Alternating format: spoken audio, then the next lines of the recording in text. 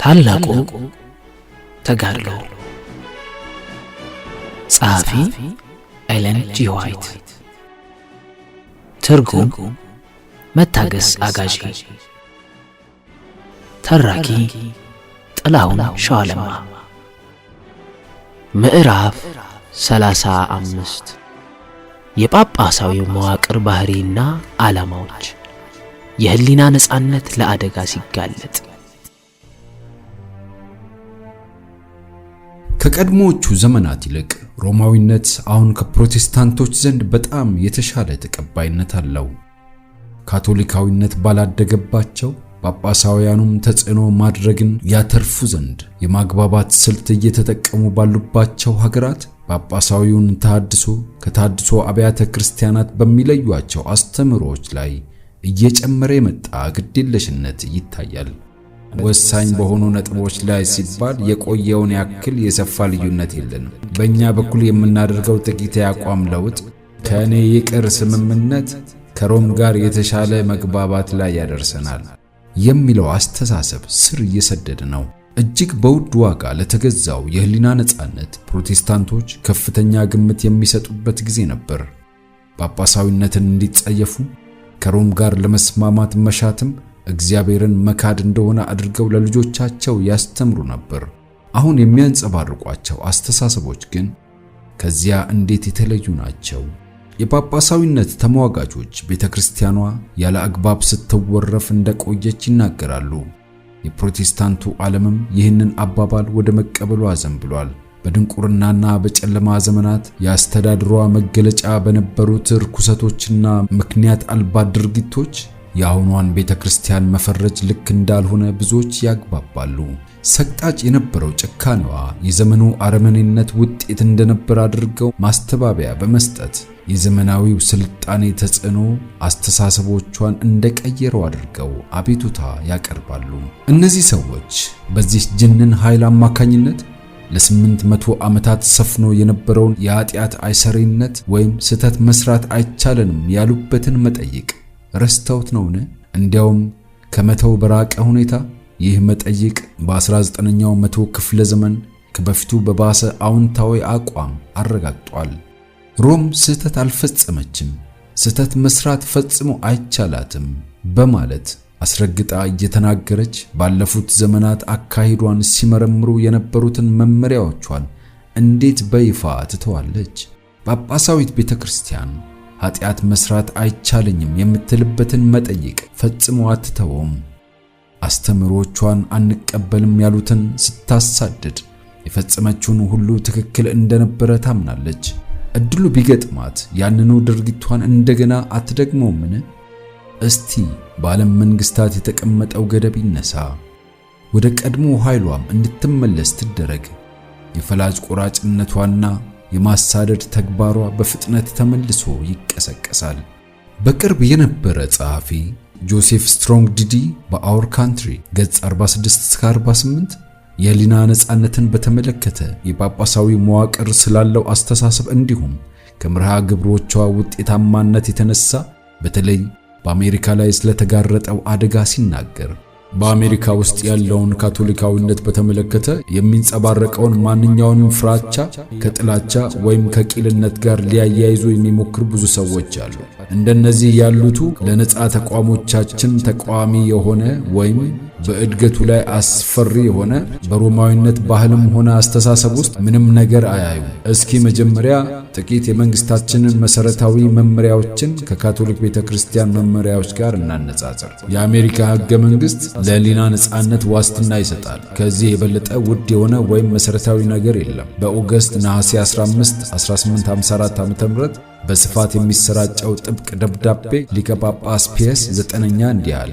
የህሊና ነጻነትን ደግፈው የሚነሱ ትርጉም አልባና ስህተት የሆኑ አስተምሮች ወይም የእብደት ንግግሮች ማለት ከሁሉም የባሱ ተባዮች በአንድ መንግስት ሊፈሩ የሚገባቸው ተወዳዳሪ የሌላቸው የስህተት ወረርሽኞች ናቸው። ያው ራሱ ሊቀ ጳጳስ ታኅሳስ 8 1846 በጻፈው ደብዳቤ የህሊና ነጻነትና የሃይማኖት አምልኮ ነጻነትን የሚያረጋግጡትና ቤተክርስቲያኗ ኃይል መጠቀም የለባትም ብለው አቋም የያዙትን ሁሉ ገዝታቸው በአሜሪካ ሮም የምታሰማው የሰላም ቃና የልብ መለውጥን አያመለክትም። የመቻቻል መንፈስ የምታሳየው አቅም በምታጣበት ስፍራ ነው። ጳጳስ ኦኮነር ሲናገሩ የሃይማኖት ነጻነት ጸንቶ የሚዘልቀው ለካቶሊኩ ዓለም አደጋ ሳያስከትል ተቃራኒው ጎን መካሄድ እስከቻለበት ድረስ ብቻ ነው ብለዋል። የቅዱስ ሊዩስ መሪ ሊቀ ጳጳስ በአንድ ወቅት እንዲህ ብሎ ነበር። ኑፋቄና አለማመን ወንጀሎች ናቸው።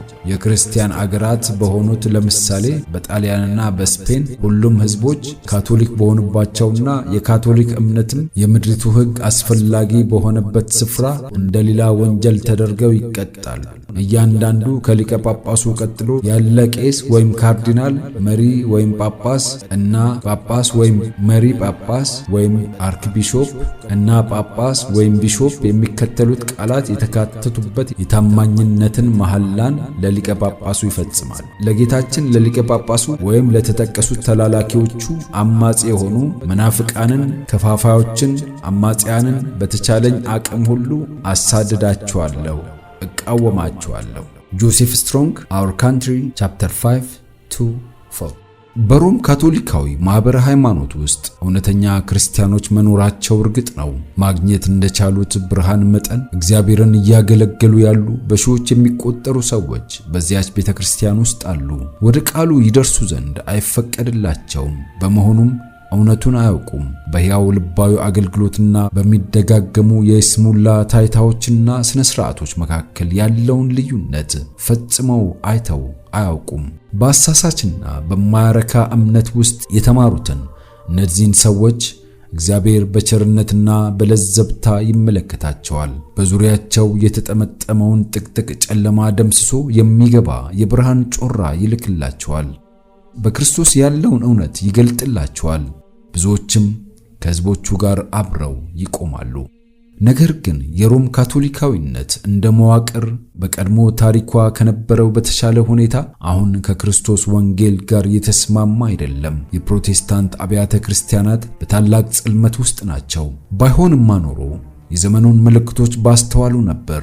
በእቅዷና በአሰራር ዘዴዎቿ የካቶሊክ ቤተክርስቲያን ወሰን እጅግ ሰፊ ነው። ዓለምን እንደገና ለመቆጣጠር፣ ስደትን እንደገና ለማስጀመር እንዲሁም ፕሮቴስታንታዊነት ያደረገውን ሁሉ ለመቀልበስ ኃይለኛና ቆራጥ ዝግጅት፣ ተጽዕኖዋን ማስፋት፣ ጉልበቷን ማሳደግ ትችል ዘንድ እያንዳንዱን መሳሪያ ጥቅም ላይ በመዋል ላይ ነች። ካቶሊካዊነት በሁሉም አቅጣጫ ስር እየሰደደ ነው። መግለጫ 10 በፍጥነት እየተነቃቃ ወይም ነፍስ እየዘራ የሄደው በብሔራዊ ጉዳዮች ላይ በፍጥነት እየተነቃቃ እንዳለው እንደ ጳጳሳዊ ሥርዓት ተጽዕኖ ያለ በአሁኑ ሰዓት የሚታወስ እንቅስቃሴ ወይም የሚያስከትለው ውጤት ለሰዎችና ለመንግስታት እጅግ ጠቃሚ በሆኑ ነገሮች የተሞላ ሌላ ነገር የለም። ጳጳሳዊው ሥርዓት ከማንኛውም ምድራዊ መዋቅር የበለጠ ተጽዕኖ ወደሚያሳርፍበት ስፍራ በፍጥነት እያመራ ነው። በአውሮፓ ስለ ካቶሊካዊ አገራት ምንም ባይባል እንኳን በትክክልም የጳጳሱ ተገዢዎች እንደሆኑ ይታወቃል። ቻንስለር ቢስማርክ ጀርመንን ሙሉ በሙሉ የጳጳሱ ቃል ተገዢ አድርጓታል። እንግሊዝ ከአየርላንድ ጋር ካላት ንትርክ ጋር ተያይዞ በፖለቲካ ጉዳዮች የሊቀ ጳጳሱን ጣልቃ ገብነት ጋብዛለች። የሩሲያው ጻር እንኳን ወደ ጳጳሳዊ ሥርዓቱ ሊያዘነብል የመዳዳት ፈቃደኝነቱን አሳይቷል።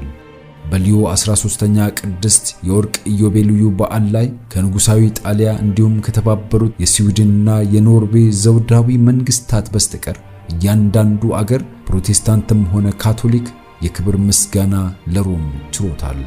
ትክክል ነው በሚባል ሁኔታ ከሮም ተጽዕኖ ፍጹም ነፃ ይሆን ዘንድ የሚጠበቅባት አንዳች አገር ብትኖር አሜሪካ ከሁሉም በላይ ልትጠቀስ ይገባታል። ምክንያቱም ሃይማኖትን ለመመስረት ወይም በሕገ መንግስቱ በኩል ሃይማኖትን በነፃነት መከተልን የሚከለክል ማንኛውም ነገር ለመራቅ በሕገ መንግስቱ በኩል መሐላ ስላለ ነው። ነገር ግን በሮም ዙሪያ ጅራቷን ለመቁላት ይህች ሀገር ከሌሎች የሰነፈች አይደለችም። የሊቀ ጳጳሱ ልዑካን ለካርዲናል ጊቦንስ የካቶሊክነት የስልጣን ማዕረግ ይዘው ወደ አሜሪካ ሲመጡ በከዋክብታማውና በመስመራማው የራሷ ሰንደቅ ዓላማ ፋንታ ጳጳሳዊውን ባንዲራ በክብር ስፍራ እያውለበለበች መንግስታዊ መርከብ ወደ ኒውዮርክ እንድትሄድ ተደረገ። ካርዲናል ጊቦንስ በወይን ጠጃማው የጳጳሳዊ ልዑልነት ሲቀባ ሳለ ፕሬዝዳንት ክሌቭላንድ የእንኳን ደስ አለህ ደብዳቤ ልኮለታል። የተለወጠው ካቶሊክ ወይም the converted ካቶሊክ እንደሚለው አያሌ ቁጥር ያላቸው ሴናተሮችና ተወካዮች በዋሽንግተን ካሉት የትምህርት ተቋማት ይልቅ በአገሪቱ መዲና ዳርቻ ወዳለው የጀስዊት ኮሌጅ ወደ ሆነው ጆርጅ ታውን ልጆቻቸውን ይልካሉ። ይህም የሚያረጋግጠው አያሌ ቁጥር ያላቸው ሴናተሮችና ተወካዮች ካቶሊኮች እንደሆኑ ወይም በዋሽንግተን ያሉ የትምህርት ተቋማት አንድ ላይ ሆነው ካላቸው ተጽዕኖ ይልቅ ሮም በሴናተሮችና በተወካዮች ላይ ያላት ተጽዕኖ ያይላል ማለት ነው። ይህ ጭብጥ ሲታይ ሮም ብሔራዊ ዩኒቨርሲቲዋን በአገሪቱ መዲና ላይ ለመገንባት መወሰኗ አያስገርምም። ክቡር ኤልኪውሲ ላማር የፕሬዝዳንት ክሌቭላንድ የአገር ውስጥ ሴክሬታሪ በሥራ ክፍሉ ከሌሎች ሃይማኖታዊ ተቋማት ይልቅ ለካቶሊኮች የበለጠ ቦታ በመስጠቱ ተከሶ ነበር። ሲመልስም ከሌሎች ተቋማት ይልቅ ሮማን ካቶሊኮች በበለጠ ዕውቅና ተሰጥቷቸው ከሆነ ብቸኛ ምክንያቱ በስፋት ስለፈለጉት ብቻ ነው የሚል ነበር። እንዲህም በማለት ይህንን አባባል ሲያብራራ በዋሽንግተን ያለው ካቶሊካዊት ቤተክርስቲያን በህንዶች መካከል ሚስዮናዊ ትምህርት ሥራዎችን ለማስፋፋት ይችል ዘንድ እድሎችን ለመጠቀም የተዘጋጀ ታታሪና የማይል መሪ ያላት በመሆኗ እንደሆነ ተናገረ። the Christian Union የሚለውን 4/5ኛዎቹን በሃይማኖት ቁጥጥር ስር ያሉ የመንግስታት የህንድ ትምህርት ቤቶች ለሮማ ካቶሊክ ተሰጥተዋል። በፕሬዝዳንት ክሌቭላንድ አስተዳደር በአገር ውስጥ ዲፓርትመንት ምክትል ጠቅላይ አቃቤ ሕጉ ሚስተር ዛክ ሞንትጎመሪ የሮማ ካቶሊክ ሲሆን ኦፊሴላዊ ስልጣኑንና ተጽዕኖውን ተጠቅሞ የሮማ ካቶሊክ ለመንግስት ትምህርት ቤቶች ያላትን ጥላቻ ለማሳየት ወደ ኋላ የሚል አይደለም። በስልጣን ላይ ያለ በካሮል ተቋም ባደረገው ንግግር የመንግስት ትምህርት ቤቶች አምላክ የለሽ ጸረ ወላጆች እንዲሁም ደስታን አጥፊዎች እንደሆኑ አድርጎ በግልጽ አውግዟቸዋል። ረዳት ጠቅላይ አቃቤ ሕግ አድርጎ ሲያንጸባርቀው የአሜሪካ ሴኔት ለመንግስት ትምህርት ቤቶች ምን አይነት ጥላቻ እንዳለው ጠንቅቆ ያውቅ ነበር። the New York Observer ሲናገር የመንግስትን እርዳታ የሚያገኝ ብቸኛው ህዝባዊ ሆስፒታል የሮም ካቶሊክ ሆስፒታል ነው ይላል። ከኒውዮርክ ለብሔራዊ መማክርት ልዑክ ወደ ሆነው ወደ ክቡር ዋርነር ሚለር በተጻፈ የታተመ ደብዳቤ በ1888 ዓመተ ምህረት ክቡር ጆን ጆይ አሁን በህይወት የሌለው የኦስትሪያ ሚኒስትር ሲናገር ሮማን ካቶሊኮች አሁን እንኳን አሜሪካ በአየርላንድ ድምጽ ምክንያት ለቫቲካን ተገዢ የሆነች ህዝብ አድርገው በማውሳት ምን አይነት ባህሪ እንዲኖራት እንደሚያደርጉ ወዳጅነትን በማንጸባረቅ አኳን ይወያያሉ።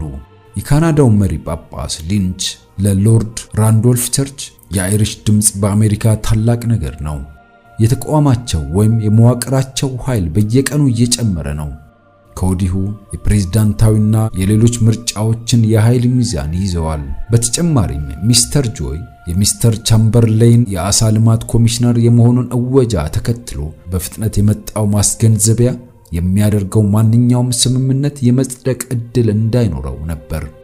የእንግሊዝ ሚኒስትራችን ሚስተር ፌፕስ እንደ ዋና ዳኛ ይሰየማል የሚለው ሐሳብ ጥቆማው እንደማሸነፍ የሚያውጀውን ንግግር በፍጥነት አስከተለ። በአሜሪካ ሴኔት በቅርቡ በየካቲት 16 1888 ዓ.ም ዝቅተኛ ትምህርት ቤቶችን በብሔራዊ እርዳታ ስለማቋቋምና ጊዜያዊ ድጋፍ ስለማድረግ በወጣው የሕግ ረቂቅ ላይ በነበረው ክርክር ለሴኔቱ አፈ ጉባኤ አንድ ሴናተር ያሳየው በራሱ ዓይንም ያነበበው አንድ የጀስዊት ዋና ቅጂ የሆነው ደብዳቤ ነበር። በዚህም ደብዳቤ የሕጉን ረቂቅ እንዲቃወምና ውድቅ እንዲሆን አንድን የሴኔት አባል ይለምናል።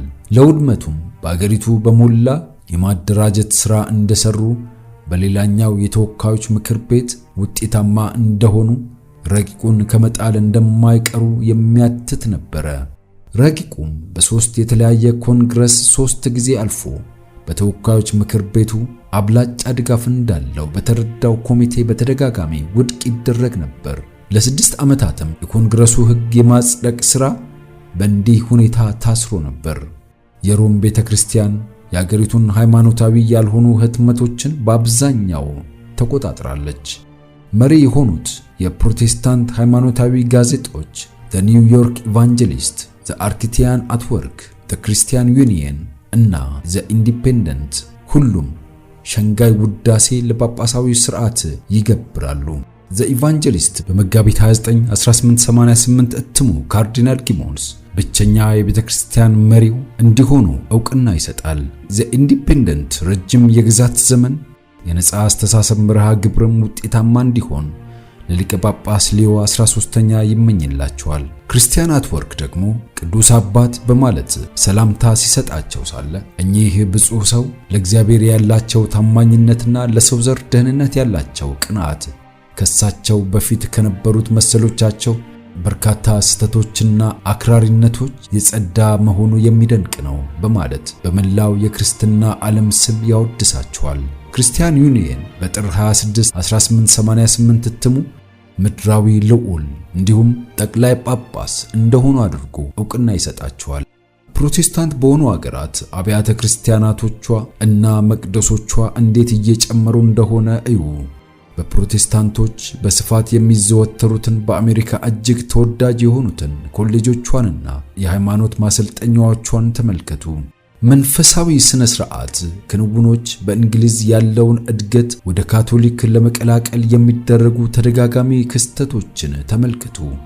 ይህ ክስተት ለንጹሕ የወንጌል መመሪያዎች ዋጋ የሚሰጡትን ሁሉ ድንጋጤ ሊቀሰቀስ ይገባል። ፕሮቴስታንቶች ጳጳሳዊነትን ይጎነትላሉ ወይም ይነካካሉ፣ ድጋፍም ያደርጋሉ። ጳጳሳውያኑ የተገረሙባቸውና ለማመን ያልቻሏቸውን የአቋም ማፈግፈጎችና አስታራቂ ሐሳቦች አቅራቢ ሆነዋል። ለትክክለኛው የሮማዊነት ባህሪና በስልጣን የበላይነቷን ምክንያት ሊመጣ ለሚችለው መስተዋል ላለበት አደጋ ሰዎች አይናቸውን እየከደኑ ናቸው። ሰብአዊና ሃይማኖታዊ ነጻነት እጅግ አደገኛ የሆነውን ጠላት ግስጋሴ መክታት ይቻል ዘንድ ሰዎች መጎስጎስ አለባቸው። የካቶሊክ ሃይማኖት የማይስብ አምልኮም የደነዘዘ ትርጉመ ቢስ የሥርዓት ድግግሞሽ እንደሆነ አድርገው ብዙ ፕሮቴስታንቶች ያስባሉ። በዚህ ላይ ስህተት ይሰራሉ። ሮማዊነት በአታላይነት ላይ የተመሰረተ ቢሆንም ጥሬነትና ልፍስፍስ አስመሳይነት ግን አይደለም። የሮማ ቤተክርስቲያን ሃይማኖታዊ አገልግሎቱ ተወዳዳሪ የሌለው አስደናቂ ስነ ሥርዓት ነው። እጅግ የተዋበው ትዕይንትና የከበረ ሥርዓቱ የሰዎችን ሕዋሳት ያቅበጠብጣል። የምክንያትንና የንቃተ ሕሊናን ድምጾች ጸጥ ያሰኛል፣ ዓይን ይማርካል። እጹብ ድንቅ አብያተ ክርስቲያናት፣ ማራኪና መስመሩን የጠበቀ አጀብ፣ የወርቅ መሠዊያዎች፣ የከበሩ ድንጋዮች፣ በከበሩ ድንጋዮች የተጌጡ ቅዱስ ስፍራዎች፣ ምርጥ ስዕሎች እንዲሁም የሚያማምሩ ቅርጻ ቅርጾች የውበትን ፍቅር ይኮረኩራሉ። ጆሮም እንዲሁ ይሳባል። ሙዚቃው ተወዳዳሪ አይገኝለትም። የጥልቅ ኖታ ባለቤት የሆነው መሪዋ ኦርጋን ከብዙ ድምጾች ጋር ተዋህዶ በምጡቅ ሉሎችና ምሰሶ በቆመባቸው መስመር በሰሩ ግዙፍ ቤተ መቅደሶች ውስጥ ሲያስገመግም በግርምትና በታላቅ አክብሮት አእምሮ ላይ አሻራ ሳያሳርፍ አይቀርም። ይህ በኃጢአት መምተኛ ለሆነው ነፍስ መሻቶች ፌዝ እንጂ ሌላ የማይሆነው ውጫዊ ሽብርቅርቅ ጉፈሳና ስነ ሥርዓት የውስጣዊ መቆሸሽ ማስረጃ ነው። አዎንታዊ ምስክርነት ለማግኘት የክርስቶስ ሃይማኖት እነዚህ አይነቶቹ መስህቦች አያስፈልጉትም። ከመስቀሉ የሚያንጸባርቀው ብርሃን ሌላ ማንኛውም ውጫዊ ማስጌጫ እውነተኛ ዋጋውን ሊያጎላው በማይችል አኳኋን እውነተኛ ክርስትና እጅግ ንጹሕና ውብ ሆኖ ይታያል። በእግዚአብሔር ዘንድ ዋጋ ያለው የዋህና ዝቅተኛ መንፈስ የቅድስና ውበት ነው። አንደኛ ጴጥሮስ ምዕራፍ 3 ቁጥር 4።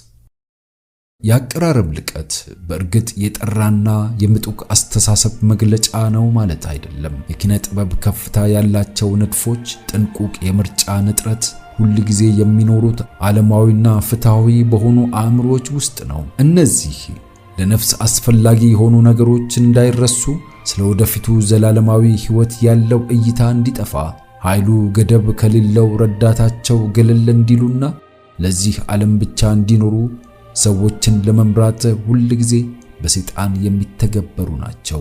የውጫዊ ሃይማኖት ያልተለወጠውን ልብ ይማርካል። የካቶሊክ አምልኮ ታይታና ስነ ስርዓት ብዙዎች የሚታለሉበት አሳሳች አስማታዊ ኃይል ያለው ነው። የሮማ ቤተክርስቲያን ልክ የሰማይ ደጃፍ እንደሆነች አድርገው ወደ መመልከት ይለወጣሉ።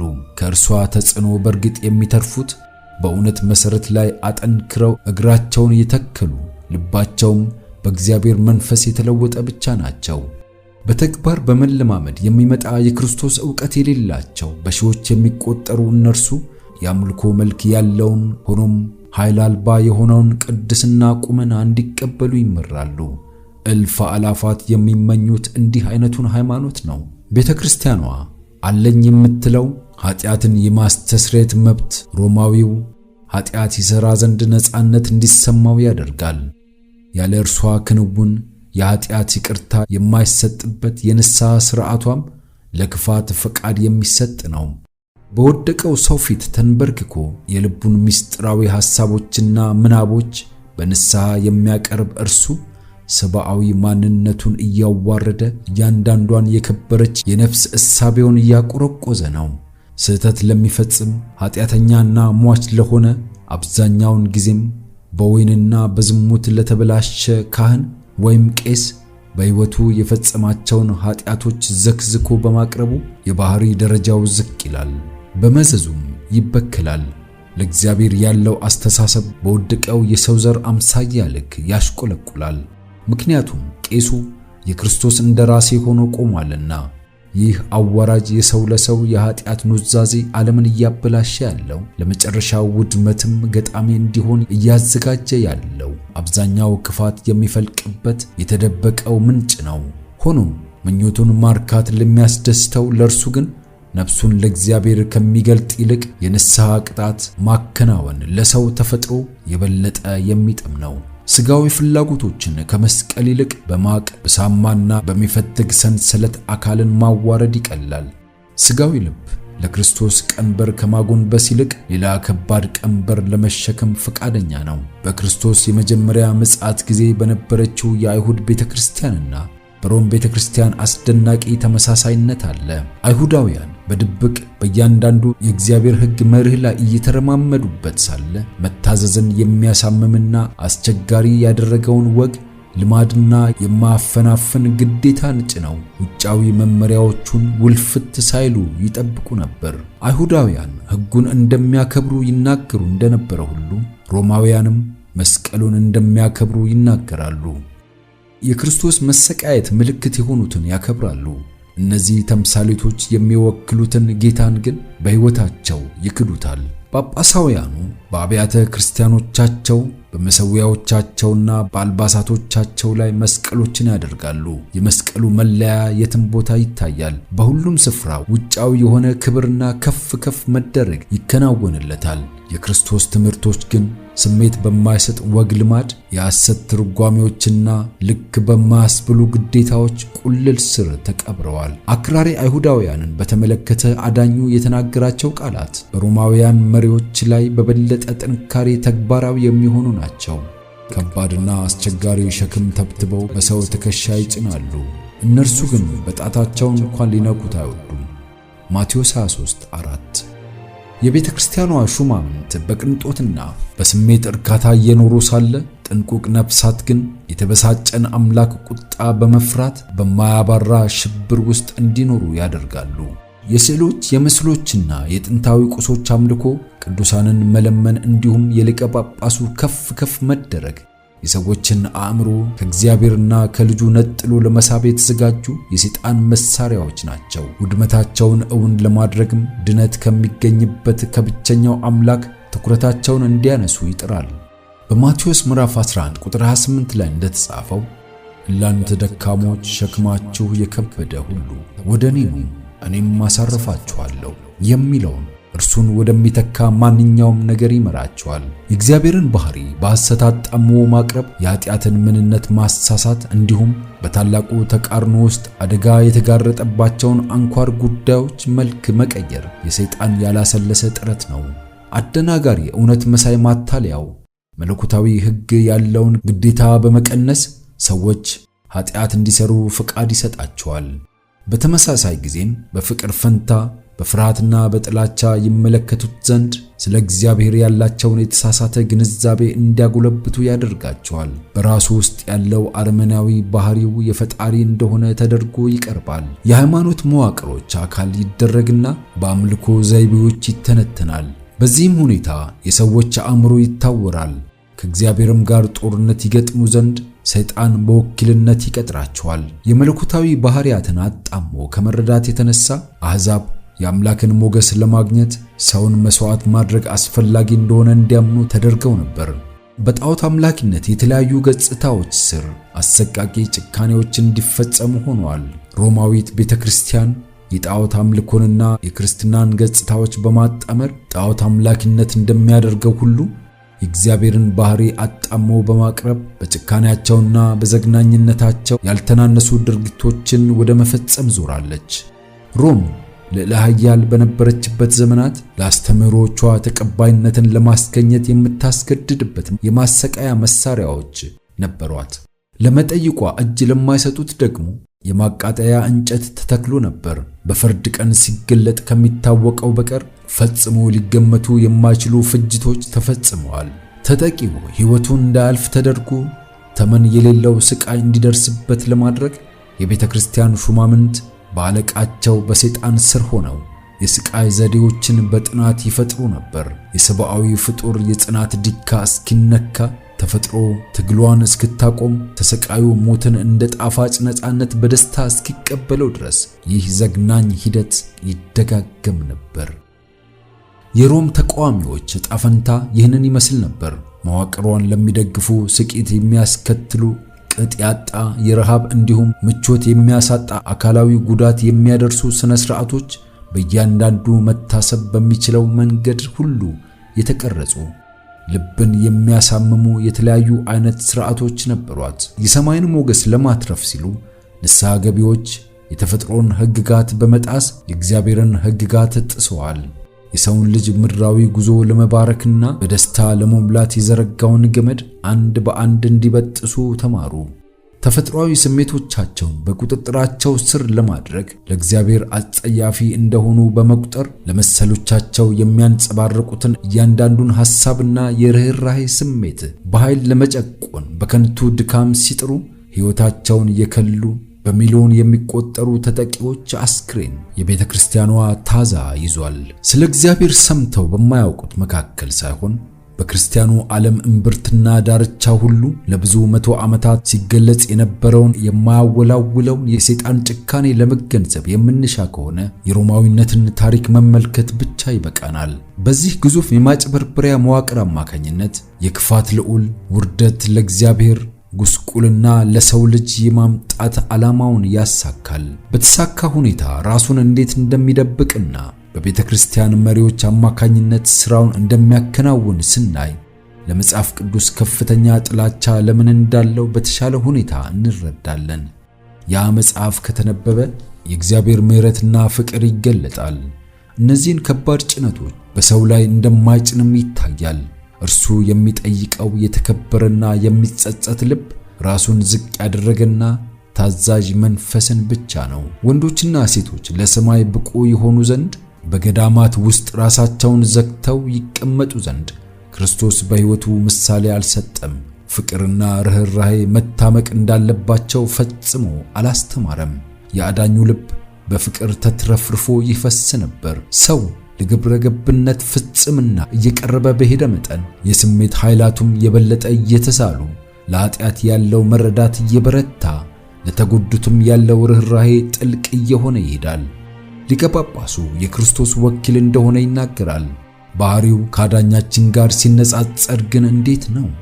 የሰማይ ንጉሥ እንደሆነ አድርገው ስላላከበሩት ክርስቶስ ሰዎችን ለእስር በመዳረግ እጃቸውና እግራቸው ተወጥሮ በመታሰር ወደሚሰቃዩበት ስፍራ በመስደድ የሚታወቅበት አንዳች አጋጣሚ ነበርን?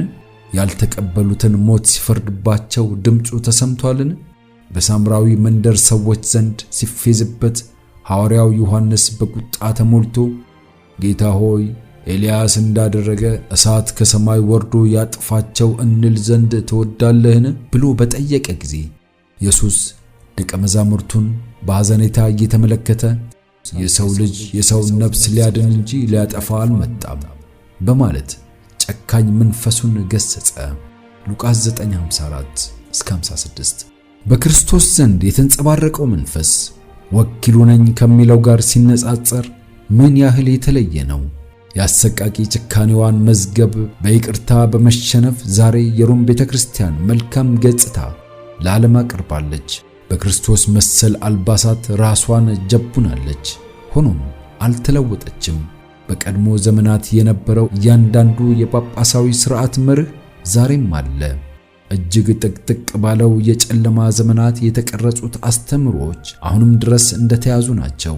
ማናቸውም ራሳቸውን እያታለሉ አሁን ፕሮቴስታንቶች ከፍ ለማድረግ በተጠንቀቅ የተዘጋጁለት ጳጳሳዊ ሥርዓት በተሐድሶ ዘመን ኃጢአቷን ያጋልጡ ዘንድ የእግዚአብሔር ሰዎች ሕይወታቸውን አደጋ ላይ ጥለው ይቆሙበት በነበረው ጊዜ ዓለምን ስትገዛ የነበረችው ናት።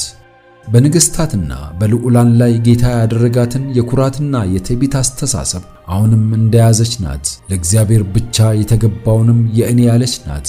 አሁን ያላት የጭካኔና የማናለብኝ ባይነት መንፈስ የፍጡራንን ነጻነት ስትፈጭና የኃያሉን አምላክ ቅዱሳን ስታርድ ከነበረችበት ጊዜ ያነሰ አይደለም። ጳጳሳዊ ሥርዓት ምን እንደምትሆን ትንቢት ያውጃል። የኋለኛው ዘመን ክህደት ነው። ሁለተኛ ተሰሎንቄ 2:3-4 ዓላማዋን በተሻለ መንገድ የሚያሳካላትን ባህሪ መላበስ የመርሃ ግብሩ አካል ነው። በማይለዋወጠው የስስት ገጽታ ስር ግን የማይለወጠውን የእባቡን መርዝ ደብቃለች። እምነትንና ቃል ኪዳንን ለመናፍቃን የመጠየቅ ግዴታ የለብንም በማለት ታውጃለች። የሺህ ዓመት መዝገቡ በቅዱሳን ደም የተጻፈው ይህ ኃይል የክርስቶስ ቤተክርስቲያን አካል ተደርጎ አሁን ዕውቅና ይሰጠው። ከቀድሞ ዘመን ይልቅ ካቶሊካዊነት ከፕሮቴስታንትነት ጋር ያለው ልዩነት አሁን እንደጠበበ ተደርጎ በፕሮቴስታንት አገራት የሚቀርበው አቤቱታ ያለ ምክንያት አይደለም። ለውጥ አለ። ለውጡ ግን በጳጳሳዊ ሥርዓት ውስጥ አይደለም። ካቶሊካዊነት በእርግጥ አሁን ያለውን ፕሮቴስታንትነት ይመስለዋል። ምክንያቱም ከተሐድሶ መሪዎች ዘመናት አንስቶ እስካሁን ድረስ ፕሮቴስታንትነት እጅግ በስፋት እያሽቆለቆለ ስለሆነ ነው። የፕሮቴስታንት አብያተ ክርስቲያናት የዓለምን ሞገስ ለማትረፍ ሲጥሩ ሐሰተኛ ፍቅር ዓይናቸውን አውሮታል።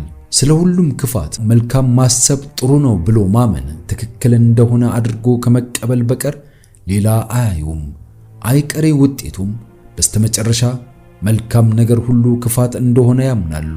አንድ ጊዜ ለቅዱሳን የተሰጠውን እምነት ለመጠበቅ በመቆም ፈንታ በፊት እንደነበረው ሁሉ አሁንም በሮም ላይ ስላላቸው የተሳሳተ ፍረጃቸው ይቅርታ እየጠየቁ ሲያሳዩት ለነበረው ጥላቻቸው ይቅርታዋን እየለመኗት ናቸው።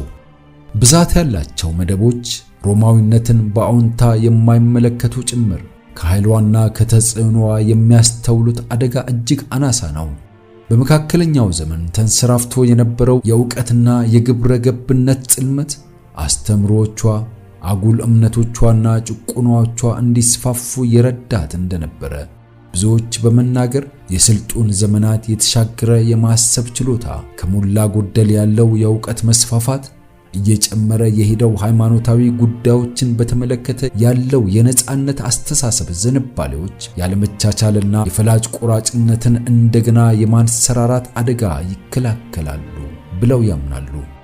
እንደዚህ አይነቶቹ ሁኔታዎች በዚህ ማስተዋል በተንሰራፋበት ዘመን ይኖራል ብሎ ማሰብ በራሱ መሳለቂያ ሆኗል። አእምሯዊ ግብረገባዊና ሃይማኖታዊ ታላቅ ብርሃን በዚህ ትውልድ ላይ እያንጸባረቀ እንዳለ እሙን ነው።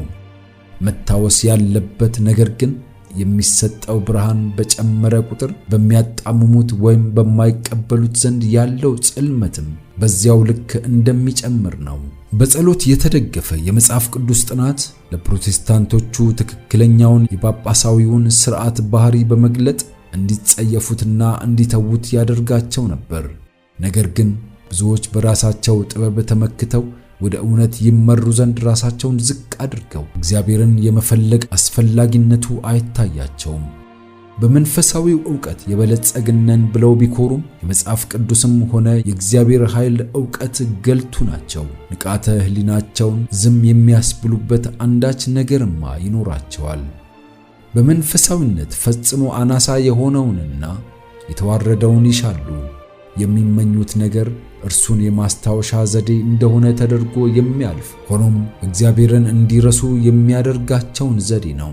ጳጳሳዊው ሥርዓት እነዚህን ፍላጎቶች ሁሉ ለማሟላት በደንብ የተዘጋጀ ነው። ዓለምን በሙሉ ሊጠቀልልም ምንም ባልቀረው ሁኔታ ለሰው ዘር ሁለት መደቦች ዝግጁ ሆነዋል። በራሳቸው መልካም ሥራ ለሚድኑትና በኃጢአት ውስጥ እያሉ ለሚድኑ። የኃይሉ ምስጢር ይህ ነው። ታላቅ የሆነ የአእምሮ ጽልመት ጊዜ ለጳጳሳዊው ሥርዓት ስኬት ተስማሚ መሆኑ ታይቷል። ታላቅ የእውቀት ብርሃን ዘመንም በእኩል ለጳጳሳዊው ሥርዓት ውጤታማነት ተስማሚ መሆኑ በተግባር የሚታይ ይሆናል። ባለፉት ዘመናት ሰዎች ያለ እግዚአብሔር ቃልና ያለ ዕውቀት በነበሩበት ጊዜ ዓይኖቻቸው ተሸፍኖባቸው ነበር። ለእግሮቻቸው የተዘረጉትን መረቦች ባለማየታቸው በሺህ የሚቆጠሩ በወጥመድ ውስጥ ወድቀዋል። በዚህ ትውልድ ደግሞ በስህተት ሳይንስ ተብሎ በሚጠራው ግምታዊ መላምት ነጸብራቅ ምክንያት ዓይናቸው የሚታወር ብዙዎች አሉ። ልክ ዓይናቸው በጥምጥም እንደታሰረ ሁሉ መረቡን ሳያስተውሉ ሰተት ብለው ይገባሉ። እግዚአብሔር ያቀደው የሰው ልጅ የአስተሳሰብ የእውቀት ኃላፊነት ከፈጣሪው የተሰጠው ስጦታ ተደርገው እንዲታዩ ለእውነትና ለጽድቅም አገልግሎት እንዲውሉ ነበር። ነገር ግን ኩራትና ጠንካራ መሻት ሲበረታቱ ሰዎች የራሳቸውን ጽንሰ ሐሳቦች ከእግዚአብሔር ቃል በላይ ሲያደርጉ ዕውቀት ከድንቁርና የባሰ ጉዳት ያመጣል። ስለዚህም በመጽሐፍ ቅዱስ ላይ ያለውን እምነት የሚያጣጥለው የ19ኛው መቶ ክፍለ ዘመን የሐሰት ሳይንስ ከሚያስደስቱ ቁመናዎቹ ጋር ዕውቀትን በመደበቅ በጨለማው ዘመን ለግዙፍነቱ በር እንደከፈተ ሁሉ ወደፊትም ሳይንሳዊው ሥርዓት ተቀባይነት ያገኝ ዘንድ መንገድ ለመጥረግ ውጤታማ መሆኑ ይረጋገጣል። አሁን በአሜሪካ እየተካሄደ ያለው ለቤተ ክርስቲያን ተቋማትና ለአገልግሎቶቿ የመንግስትን ድጋፍ ለማግኘት በሚደረገው እንቅስቃሴ ፕሮቴስታንቶች የጳጳሳዊውን ዱካ እየተከተሉ ናቸው። አይደለም የበለጠ እንጂ። በፕሮቴስታንት አሜሪካ ውስጥ በጥንታዊ ዓለም አታ የነበረውን የበላይነት እንደገና ለመጨበጥ እንድትችል ለጳጳሳዊው ሥርዓት በር እየከፈቱ ነው። ይህን እንቅስቃሴ በተለየ ሁኔታ አስፈላጊ የሚያደርገው ደግሞ እየተንሸራሸረ ያለው አብይ ዓላማ ከሮም ከራሷ የመነጨ ባህል የሥልጣኗ ምልክት እንደሆነ የምትናገርለት የይሁድን መከበር ግዴታ ማድረግ መሆኑ ነው። በፕሮቴስታንት አብያተ ክርስቲያናት እየሰረገ ያለው ጳጳሳዊ ሥርዓት ከነርሱ በፊት ሲያደርገው የነበረውን እሁድን ከፍ የማድረግ ተመሳሳይ ተግባር እንዲያከናውኑ የሚመራቸው ከዓለማዊ ወግና ልማድ ጋር የሚስማማው የፍጡራንን ባህል ከእግዚአብሔር ትእዛዛት በላይ የሚያከብረው የጳጳሳዊው ሥርዓት መንፈስ ነው። በቅርብ የሚመጣውን ፉክክር ለማሳካት የሚቀጠሩትን ልዑካን አንባቢው ለመረዳት ከፈለገ ሮም ተመሳሳይ ዓላማዋን ለማሳካት ባለፉት ዘመናት ሥራ ላይ ያዋለቻቸውን ዘዴዎች መዝገብ ብቻ ማገላበጥ ይበቃዋል። ጳጳሳውያኑና ፕሮቴስታንቶች ተባብረው አስተምህሮቶቻቸውን የሚቃወሙትን ምን ሊያደርጓቸው እንደሚችሉ ማወቅ ከፈለገ ሮም በሰንበትና በቆሙለት ሰዎች ላይ ያንጸባረቀችውን መንፈስ ይመልከት። በመንግስት ኃይል በተደገፉ በንጉሳዊ ይፋዊ አዋጆች በጠቅላይ ጉባኤዎችና በቤተክርስቲያን ሕግጋት አማካኝነት ነበር የጣዖት አምልኮ ክብረ በዓላት በክርስቲያኑ ዓለም የክብር ደረጃ ሊቆናጠጡ የቻሉት። የይሁድን አብሮነት ግዴታ ያደረገው የመጀመሪያው ሕዝባዊ አካሄድ በቆስጠንጢኖስ የወጣው ሕግ ነበር። ከክርስቶስ ልደት በኋላ በ321 ዓመተ ምህረት ይህ አዋጅ የከተማ ነዋሪዎች በክቡሩ የፀሐይ ቀን እንዲያርፉ ያደረገ ሲሆን በገጠር የሚኖሩ ግን የእርሻ ሥራቸውን ማከናወናቸውን እንዲቀጥሉ የሚፈቅድ ነበር። ይህ የአሕዛብ ተቋማት ቢሆንም ክርስትናን ለይስሙላ ከተቀበለ በኋላ በንጉሠ ነገሥታቱ አስገዳጅነት ተግባራዊ የተደረገ ነበር። ንጉሣዊው ትእዛዝ የመለኮታዊውን ሥልጣን ለመተካት በቂ ያለመሆኑ ሲታይ የልዑላንን ይሁንታ ለማግኘት ሲጥር የነበረው የቆስጠንጢኖስ ልዩ ወዳጅና አወዳሽ የነበረው ጳጳስ ኢዩሰቢየስ ክርስቶስ ሰንበትን ከቅዳሜ ወደ እሁድ አሸጋግሮታል የሚለውን ሐሳብ አቀጣጠለው። አዲሱን አስተምሮ የሚደግፍ አንድ እንኳን ማረጋገጫ ከመጽሐፍ ቅዱስ ምስክርነት ማቅረብ አልተቻለም። አውሰቤስ ሳያስበው ሐሰት ለመሆኑ ዕውቅና በመስጠት ወደ ትክክለኛዎቹ የለውጡ ደራሲያን ይጠቁማል። ሁሉም ነገሮች አለ በሰንበት መከናወን ያለባቸውን ማናቸውንም ነገሮች ወደ ጌታ ቀን አዛውረናቸዋል። ሮበርት ኮክስ Sabbath Laws and Sabbath Duties page 538። ነገር ግን የእሁድ ክርክር መሰረት ያልነበረው ቢሆንም በእግዚአብሔር ሰንበት ላይ ይረማመዱ ዘንድ ለሰዎች የልብ በመስጠት አገልግሏል። በዓለም ይከበሩ ዘንድ መሻት የነበራቸው ሁሉ ዝነኛውን በዓል ተቀበሉት። ጳጳሳዊ ሥርዓት መሰረቱ እየተጠናከረ ሲሄድ እሁድን ከፍ የማድረጉ ሥራ ቀጠለ። ሰዎች ለተወሰነ ጊዜ ወደ ቤተክርስቲያን በማይሄዱበት ጊዜ የእርሻ ሥራ ያከናውኑ ስለነበረ አሁንም ሰባተኛው ቀን ሰንበት እንደሆነ ይታመን ነበር። ለውጡ ግን በቀጣይነት ተግባራዊ ተደረገ። በሃይማኖታዊ ኃላፊነት ያሉ እነርሱ በእሁድ ቀን በማንኛውም ሕዝባዊ መንግስታዊ አለመግባባት ፍርድ እንዳይሰጡ ተከለከሉ። ከትንሽ ጊዜ በኋላ በየትኛውም ደረጃ የነበሩ ሰዎች ከተለመደው ስራቸው እንዲታቀቡ ታዘዙ። በነፃ ሰዎች ላይ ቅጣት በመጣል በባሪያዎች ላይ ደግሞ ግርፋት በማስተላለፍ የእሁድን መከበር ተግባራዊ ያደረጉት። በኋላም ሀብታም ሰዎች የሀብታቸውን ግማሽ በመቀማት እንዲቀጡ፣ ይህም ሆኖ አሁንም ባሪያዎች እንዲደረጉ ታወጀ። ዝቅተኛ መደቦች ደግሞ በዘላለም መገለጥ ይቀጡ ነበር። ተአምራትም እንዲፈጽሙ መጠየቅ ይቀርብ ነበር። ከአስገራሚ ክስተቶች መካከል አንድ በእሁድ ቀን ማሳውን ሲያርስ የነበረ ገበሬ ማረሻውን በብረት እያጸዳ ያለ ብረቱ ከእጁ ጋር በኃይል ተጣብቆበት ለከፍተኛ ስቃይና ሀፍረት ዳርጎት ለ2 ዓመት በሄደበት ሁሉ ተሸክሞት ይዞር ነበር የሚለው ይገኝበታል።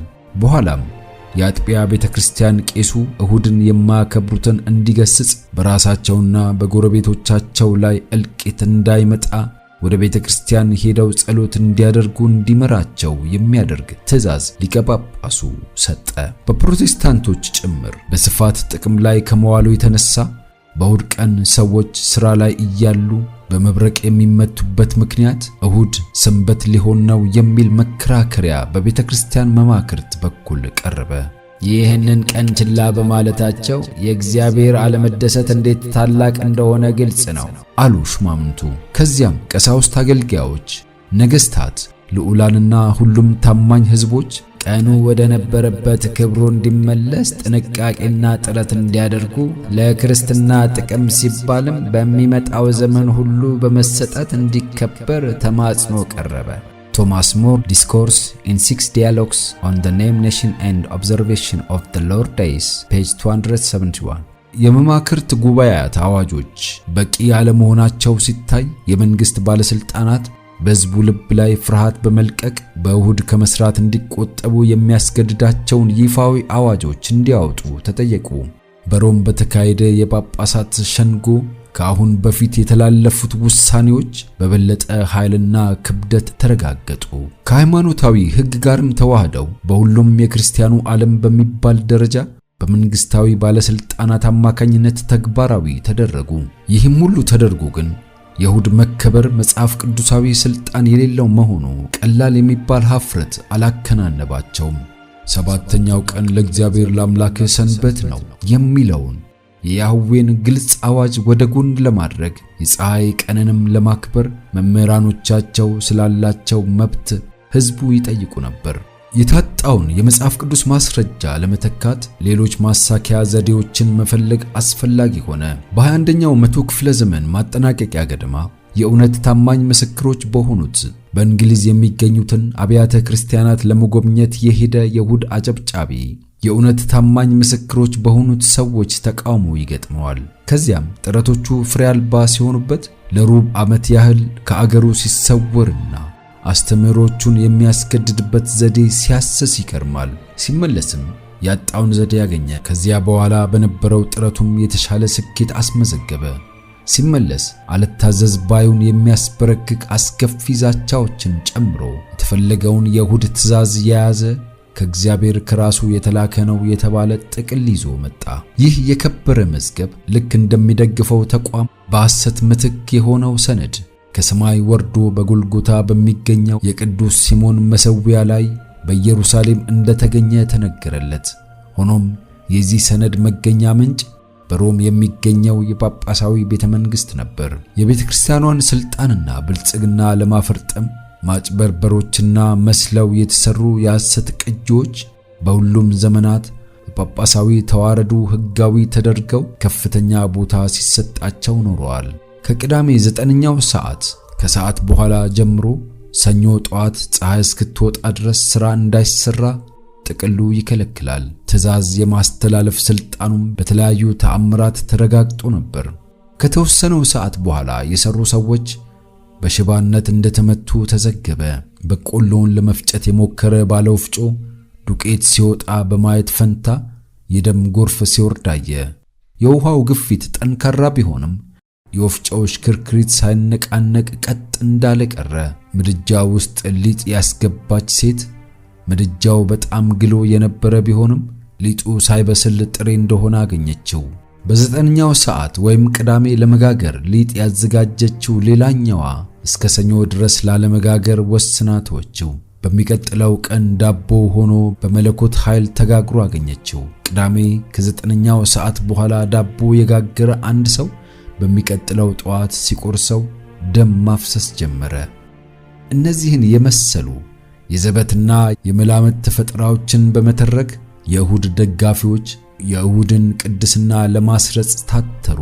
በእንግሊዝ እንደተደረገው በስኮትላንድም ከጥንቱ ሰንበት ትንሽ ቆርሰው ከአሁኑ ጋር በመቀላቀል በእሁድ ያለው አክብሮት ከፍተኛ እንዲሆን ማረጋገጥ ተቻለ። ቅዱስ ሆኖ መጠበቅ የነበረበት ሰዓት ግን የተለያየ ነበር። በስኮትላንድ ንጉሥ የወጣው አዋጅ ቅዳሜ 12 ፒኤም ጀምሮ ያለው ሰዓት ቅዱስ ሆኖ እንዲቆጠር፣ ከዚያ ሰዓት ጀምሮ እስከ ሰኞ ጠዋት ማንም ሰው ዓለማዊ ሥራ እንዳይሠራ ይከለከላል። ነገር ግን የእሁድን ቅዱስነት መሠረት ለመጣል የተደረጉ ጥረቶች ሁሉ ቢኖሩም ጳጳሳውያኑ ራሳቸው የሰንበትን ወይም የቅዳሜን መለኮታዊ ስልጣን በአደባባይ መስክረዋል። እንዲተካው የተደረገው ተቋምም ምንጩ ሰው እንደሆነ ተናግረዋል። በ16ኛው መቶ ክፍለ ዘመን አንድ የጳጳሳዊ ጉባኤ እንዲህ ሲል በግልጽ አውጇል። 7ኛው ቀን በእግዚአብሔር የተቀደሰ እንደነበረ ተቀባይነት አግኝቶ የሚከበረውም በአይሁዳውያን ብቻ ሳይሆን እግዚአብሔርን እንደሚያመልኩ በሚያስመስሉ ሁሉ እንደሆነ ሁሉም ክርስቲያኖች ሊያስተውሉት ይገባል። እኛ ክርስቲያኖች ግን የእነርሱን ሰንበት ወደ ጌታ ቀን ቀይረነዋል ብሏል።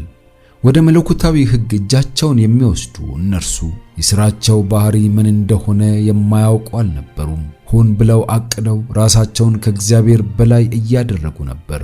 ከእርሷ ጋር በማይስማሙት ላይ ሮም የምትከተለውን ፖሊሲ ምንጭ ቁልጭ አድርጎ በተግባር የሚያሳየው ድርጊት ከመካከላቸው የተወሰኑቱ የሰንበት አክባሪዎች በነበሩት ወልደንሶች ላይ የፈጸመችው ረጅምና ደም አፍሳሽ ስደት ነው። ለአራተኛው ትእዛዝ ታማኝ በመሆናቸው ሌሎችም በተመሳሳይ ሁኔታ ተሰቃይተዋል። የኢትዮጵያና የአቢሲኒያ አብያተ ክርስቲያናት ታሪክ በተለይም በጣም አስፈላጊ ወይም አብይ ተጠቃሽ ነው። በጨለማው ዘመን ድንግዝግዝታ ውስጥ የመካከለኛው አፍሪካ ክርስቲያኖች ከእይታ ርቀው በዓለም ተረስተው ነበር። ለብዙ መቶ ዓመታትም እምነታቸውን በመከተል ነፃነታቸውን አጣጥመዋል። በመጨረሻ ግን ሮም መኖራቸውን አወቀች። ከዚያም ሊቀ ጳጳሱ የክርስቶስ ወኪል እንደሆነ አድርጎ ዕውቅና እንዲሰጥ ብዙም ሳይቆይ የአቢሲኒያ ንጉሠ ነገሥት ተታለለ። ሌሎችንም ጉዳዮች የመቀበሉ ሂደት ቀጠለ። ተወዳዳሪ የሌለው እጅግ ከባድ ቅጣት የያዘ የሰንበትን መከበር የሚከለክል አዋጅ ወጣ። ሚካኤል ጎርስ ቸርች ሂስትሪ ኦፍ ኢትዮጵያ ፔጅ 311 ይመልከቱ። ነገር ግን ብዙም ሳይቆይ ጳጳሳዊ ፈላጭ ቆራጭ ቀንበር የሆነባቸው አቢሲኒያውያን ከአንገታቸው ቆርጠው ለመጣል ወሰኑ። ከከባድ ትንቅንቅ በኋላ ሮማውያኑ ከተቆጣጠሯቸው ስፍራዎች ተወገዱ። የጥንታዊ እምነትም ታደሰ። አብያተ ክርስቲያናቱ በነፃነታቸው ሐሴት አደረጉ። ማታለሉን፣ አክራሪነቱን እንዲሁም የማፈናፍነውን የሮም ስልጣን በተመለከተ የተማሩትን ትምህርት ፈጽመው አልረሱም። በሌላው የክርስቲያን ዓለም ሳይታወቁ በብቸኛ ግዛታቸው ለመቀጠል ደስተኞች ነበሩ። ሙሉ ለሙሉ ከመካዷ በፊት ጳጳሳዊ ቤተክርስቲያን ታደርገው እንደነበረው የአፍሪካ አብያተ ክርስቲያናት ሰንበትን ወይም ቅዳሜን ጠበቁ። በእግዚአብሔር ትእዛዝ መሠረት 7ኛውን ቀን ሲጠብቁ ሳለ ከቤተ ክርስቲያን ባህል ጋር ለመስማማት በእሁድ ቀን ሥራ አይሰሩም ነበር። የጠቅላይ ሥልጣን ከተቆናጠጠች በኋላ የራሷን ከፍ ለማድረግ ሮም በእግዚአብሔር ሰንበት ላይ ትረማመድ ነበረች። ለ1000 ዓመታት ለሚቀርብ ዘመን ተሰውረው የቆዩት የአፍሪካ አብያተ ክርስቲያናት በዚህ ክህደት አልተሳተፉም። በሮም ተጽዕኖ ስር በሚሆኑበት ጊዜ እውነተኛውን ትተው ሐሰተኛውን ሰንበት ለማክበር ይገደዱ ነበር። ነፃነታቸውን በተቀዳጁበት ቅስፈት ግን አራተኛውን ትእዛዝ ወደ ማክበር ተመለሱ። የመጽሐፍ ቅዱስን ሰንበት አሁንም የሚጠብቁ በአቢሲኒያ አሉ። ጆሴፍ ወልፍ በ1838 ዓመተ ምህረት በጻፈው ማስታወሻው ያችን አገር ስለመጎብኘቱ ሲናገር የአይሁዳውያን ሰንበት ቅዳሜ በአቢሲኒያውያን ዘንድ በሐማዜን ክፍለ አገር በጥብቅ ይከበራል ብሏል። ሮም ለእውነተኛው ሰንበትና ለደጋፊዎቹ ያላትን ጠላትነት የራሷ ፈጠራ የሆነውን ተቋም ለማክበር የምትጠቀምባቸውን ዘዴዎች እነዚህ የቀድሞ መዛግብት በግልጽ ያመለክታሉ። እሁድን ከፍ ያደርጉ ዘንድ ጳጳሳውያኑና ፕሮቴስታንቶች በአንድ ሲሰለፉ እነዚህ ክስተቶች እንደሚደገሙ የእግዚአብሔር ቃል ያስተምራል። የበግ የሚመስሉ ቀንዶች ባለው አውሬ የተወከለው ኃይል ምድርና በእርሱ የሚኖሩትን ነብር በሚመስለው አውሬ የተመሰለውን ጳጳሱን ወይም ጳጳሳዊ ሥርዓቱን እንዲያመልኩ እንደሚያደርግ የራእይ 13 ትንቢት ይናገራል። ይህ 2 ቀንዶች ያሉት አውሬ ለአውሬው ምስልን እንዲያደርጉ በምድር የሚኖሩትን ይናገራል። በተጨማሪም ታናናሾችንና ታላላቆችንም ባለጠጋዎችንና ድሆችንም ጌታዎችንና ባሪያዎችንም ሁሉ የአውሬውን ምልክት እንዲቀበሉ ያዛል። ራእይ ምዕራፍ 13 ቁጥር 11 እስከ 16። የበግ የሚመስሉ ቀንዶች ባሉት አውሬ የተወከለችው አሜሪካ እንደሆነች ተመልክቷል። ይህም ትንቢት የሚፈጸመው ሮም ለበላይነት ስልጣኗ ወይም ለልዕልናዋ መገለጫ ልዩ የእውቅና ማረጋገጫ እንደሆነ አድርጋ የምትናገርለትን የእሁድን መከበር አሜሪካ ደግፋ አስገዳጅ በምታደርግበት ጊዜ ነው። ለዚህ ጳጳሳዊ ሥርዓት በሚሰጠው ክብር ግን አሜሪካ ብቸኛ አትሆንም። ሮም በአንድ ወቅት ለስልጣኗ ዕውቅና ይሰጡ በነበሩ አገራት ዘንድ የነበራት ተጽዕኖ አሁንም ፈጽሞ አልጠፋም። ወደፊትም ኃይሏ እንደሚታደስ ትንቢት ይናገራል። ከራሶቹም ለሞት እንደታረደ ሆኖ አንዱን አየው። ለሞቱ የሆነውም ቁስል ተፈወሰ። ምድርም ሁሉ አውሬውን እየተከተለ አደነቀ። ራእይ ምዕራፍ 13 የደረሰበት ለሞቱ የሆነው ቁስል በ1798 ዓመተ ምህረት የጳጳሳዊ ሥርዓት የተገረሰሰበትን ያመለክታል። ከዚህ በኋላ ነቢዩ ሲናገር ለሞቱ የሆነውም ቁስል ተፈወሰ፣ ምድርም ሁሉ አውሬውን እየተከተለ አደነቀ። የኃጢአቱ ሰው እስከ ዳግም ምጽአት ድረስ እንደሚቀጥል ጳውሎስ በሁለተኛ ተሰሎንቄ ምዕራፍ 2 ቁጥር 8 ላይ በግልጽ ይናገራል። እስከ ፍጻሜው ቀን ድረስ የማታለል ሥራውን ይቀጥልበታል። ባለራእዩ ስለ ጳጳሳዊው ሥርዓት ጨምሮ ሲናገርም በሕይወት መጽሐፍ ስሞቻቸው ያልተጻፉ በምድር የሚኖሩ ሁሉ ይሰግዱለታል ይላል። ራእይ ምዕራፍ 13 ቁጥር 8። በአሮጌውና በአዲሱ ዓለም በሮም ቤተክርስቲያን ሥልጣን አማካኝነት ብቻ ለተቋቋመው የእሁድ ተቋም የሚሰጠው ክብር ለጳጳሳዊው ሥርዓት የሚሰጥ የክብር ዕውቅና ይሆናል። ከ19ኛው መቶ ክፍለ ዘመን አጋማሽ ጀምሮ በአሜሪካ ያሉ የትንቢት ተማሪዎች ይህን ምስክርነት ለዓለም አቅርበዋል። አሁን እየተከናወኑ ባሉ ክስተቶች የሚታየው ወደ ትንቢቱ መፈጸም በፍጥነት እየገሰገሰ መሆኑን ነው። የእግዚአብሔርን ትእዛዛት ለመተካት ሲሉ ተአምራት እንደፈጠሩት ጳጳሳዊ መሪዎች ሁሉ በፕሮቴስታንት ምሁራን ዘንድም ለእሁድ መከበር መለኮታዊ ሥልጣን እንዳለ ተደርጎ ይነገራል። በተመሳሳይ መልኩ ግን የመጽሐፍ ቅዱስ መሠረት ሃይማኖታዊ ተግባራትም በመንግሥት እጅ አስገዳጅ ይሁኑ ባጭሩ የቤተ ክርስቲያንና የመንግሥት ሥልጣን ሕሊናን ይቆጣጠርና የሮም ድል አድራጊነት በዚች አገር ላይ ይረጋገጣል። በቅርቡ ሊከሰት ስላለው አደጋ የእግዚአብሔር ቃል ማስጠንቀቂያ ሰጥቷል። እስኪ ይህ ማስጠንቀቂያ ሳይሰማ ይቅርና ወጥመዱን ለማምለጥ ጊዜው ካለፈ በኋላ የሮም ዓላማዎች በርግጥ ምን እንደሆኑ የፕሮቴስታንቱ ዓለም የሚረዳ ይሆናል። ሮም በዝምታ ወደ ኃያልነት እያደገች ነው። አስተምሮቿ በሕግ አውጪ አዳራሾች በአብያተ ክርስቲያናትና በሰው ልቦች ውስጥ ተጽዕኖአቸውን እያሳረፉ ነው። በምስጢራዊ ጓዳዎቿ ውስጥ የቀድሞ የማሳደድ ሥራዋን የምትደግምበትን የመጠቁና ግዙፍ መዋቅራዊ ወጋግራዎች እየተከተለች ነው።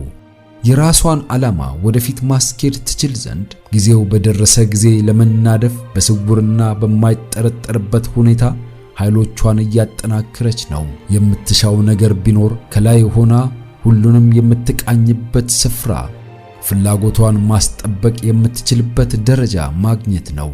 ይህም ከወዲሁ እየተሰጣት ነው። የሮማዊው አካል ዓላማ ምን እንደሆነ በቅርቡ እናያለን። ዳሰሳውም ይሰማናል። የእግዚአብሔርን ቃል የሚያምንና የሚታዘዝ ማንም ቢኖር ነቀፋንና ስደትን የሚያተርፍ ይሆናል። ታላቁ ተጋድሎ ምዕራፍ 36 ይቀጥላል።